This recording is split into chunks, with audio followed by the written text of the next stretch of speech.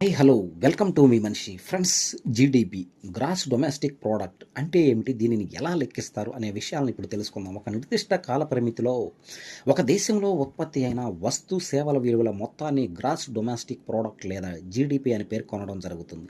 ఒక దేశ ఆర్థిక అభివృద్ధికి జీడిపి ఒక గీటురాయి అనే చెప్పవచ్చు. సాధారణంగా జీడిపిని ఒక ఆర్థిక సంవత్సరానికి లెక్కించడం జరుగుతుంది, కానీ దీనిని ప్రతి 3 నెలలకు ఒకసారి కూడా గణిస్తూ ఉంటారు.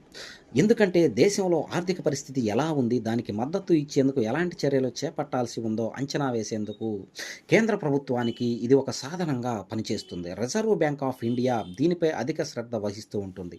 ఆర్థికపరమైన ద్రవ్యపరమైన నిర్ణయాలు తీసుకునేందుకు జీడిపి గణాంకాలు కీలకంగా పనిచేస్తాయి. జీడిపిని లెక్కించేందుకు ప్రధానంగా 3 మార్గాలను పాటించడం జరుగుతుంది. పౌరుల మొత్తం ఉత్పత్తి అంటే ప్రొడక్షన్ ఆధారంగా, అలాగే ఎక్స్పాండిచర్ ఖర్చుల ఆధారంగా, అలాగే పౌరుల ఇన్కమ్ ఆదాయం ఆధారంగా జీడిపిని గణిస్తూ ఉంటారు.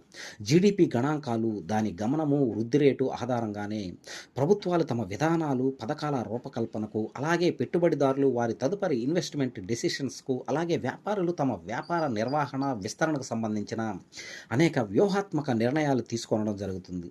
జీడిపిని లెక్కించేటప్పుడు ప్రభుత్వం చేసే అన్ని రకాల వ్యయాలు, ప్రైవేటు రంగ పెట్టుబడులు, పౌరుల ఆదాయాలు గణనలోకి తీసుకొనడం జరుగుతుంది.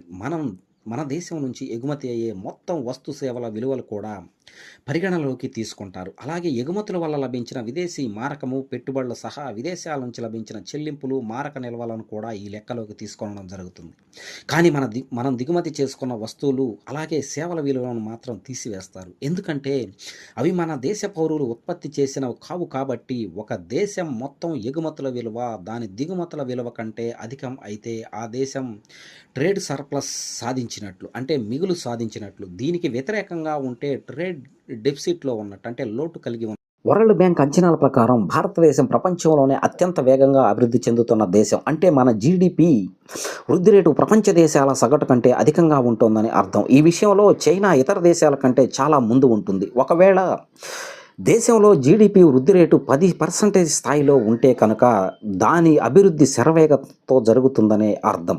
ప్రస్తుతం ఇండియా జీడిపి సుమారు $3 లక్షల, అంటే 225 లక్షల కోట్లు ఉంటుంది. ఈ విషయంలో అమెరికా, చైనా, జపాన్, జర్మనీ తర్వాత భారత్ 5వ స్థానంలో నిలుస్తుంది. బ్రిటన్ మన తర్వాత స్థానంలో ఉంది. 2026 నాటికి భారత జీడిపి $5 ట్రిలియన్, అంటే 375 లక్షల కోట్లకు చేరుతుందని ప్రభుత్వం అంచనా వేస్తుంది. ఇది ఫ్రెండ్స్, ఈ కంటెంట్ మీకు నచ్చితే లైక్ చేయండి, షేర్ చేయండి, తప్పకుండా సబ్స్క్రైబ్ చేయండి. ఇట్లు మీ మనిషి సేవ. Thank you.